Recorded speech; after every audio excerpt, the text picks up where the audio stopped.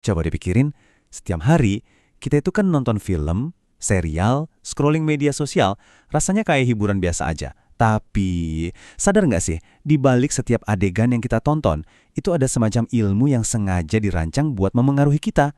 Ini bukan cuma soal kamera atau skrip loh, ini lebih dalam dari itu. Yuk kita bongkar bareng-bareng. Ingat-ingat deh film favorit kamu. Kelihatannya sih cuma buat seneng-seneng kan? Tapi gimana kalau aku bilang film itu mungkin secara diam-diam udah nanemin ide-ide tertentu ke kepala kamu? Atau bahkan ngebentuk cara kamu ngelihat dunia? Nah, ini yang mau kita selidikin. Jadi gini, di dunia media ada dua cara buat ngelihat sesuatu. Pertama, ya pakai opini. Wah, film ini keren banget. Atau acara itu jelek ah. Kedua, pakai riset. Bedanya apa? Gampangnya gini. Opini itu soal perasaan. Kalau riset itu soal nyari fakta. Jauh banget bedanya. Lihat deh perbandingannya. Kalau opini itu simpel. Aku nggak suka film ini. Udah gitu aja. Dasarnya cuma perasaan. Tapi riset itu nanyanya lebih jauh. Bukan aku suka atau enggak, tapi kenapa ya film ini bisa ditonton jutaan orang? Ada formula apa di baliknya? Riset itu nyari pola, nyari bukti, bukan sekedar suka nggak suka. Oke, jadi gimana caranya kita jadi detektif media? Ya, kita butuh alat-alatnya dong. Nah, alatnya ini namanya riset komunikasi. Anggap aja ini kayak seperangkat alat detektif kita. Ada kaca pembesar, alat forensik, semuanya buat ngebongkar petunjuk-petunjuk yang ngumpet di balik media yang kita tonton. Gampangnya gini deh, riset komunikasi itu cara kita buat ngejawab pertanyaan-pertanyaan penting. Misalnya, siapa sih yang bikin pesan ini? Agendanya apa? Terus pesannya dibungkus kayak gimana? Targetnya siapa? Dan yang paling penting, setelah kita nonton atau baca, apa yang berubah dari diri kita? Riset yang benar itu ada aturan mainnya loh, nggak bisa asal-asalan. Dia harus sistematis, jadi langkah-langkahnya jelas dan berurutan.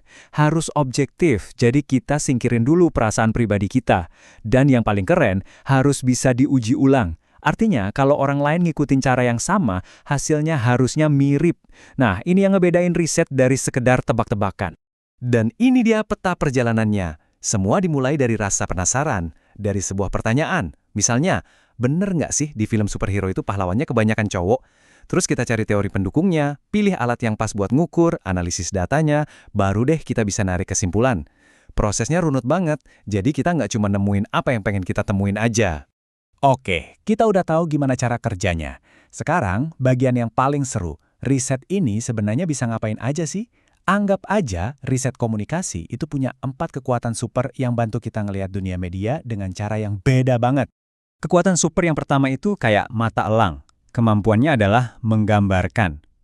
Jadi sebelum kita nanya kenapa, kita harus bisa lihat dengan jelas dulu apa yang lagi terjadi. Riset deskriptif ini tugasnya motret realita apa adanya, tanpa ditambah-tambahin.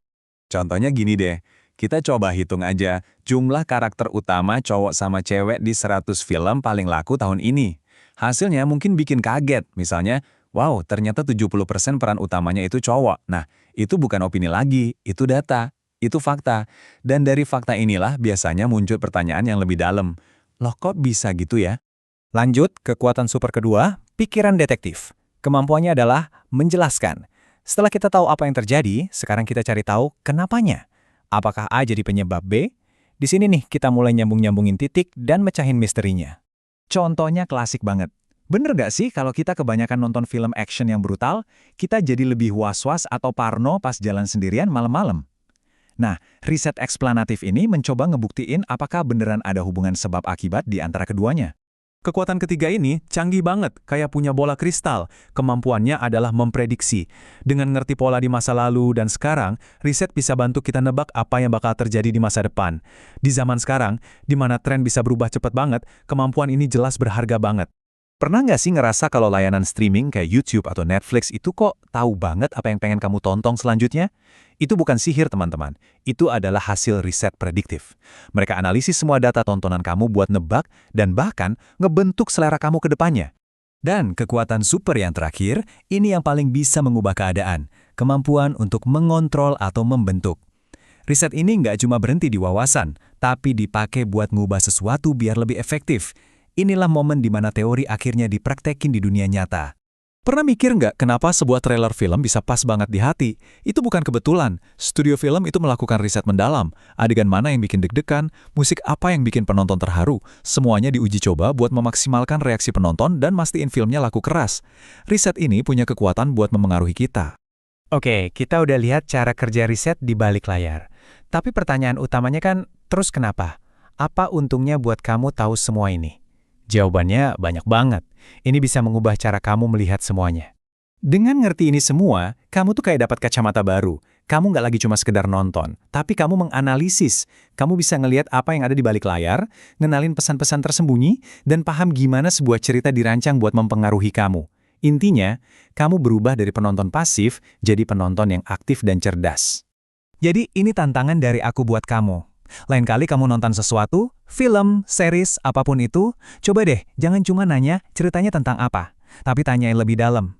Dengan semua kekuatan tadi, sebenarnya si pembuat media ini mau aku ngapain, mikir apa, atau ngerasain apa setelah nonton ini? Selamat datang di dunia di mana kamu nggak cuma nonton, tapi kamu benar-benar ngerti. Selamat jadi detektif media.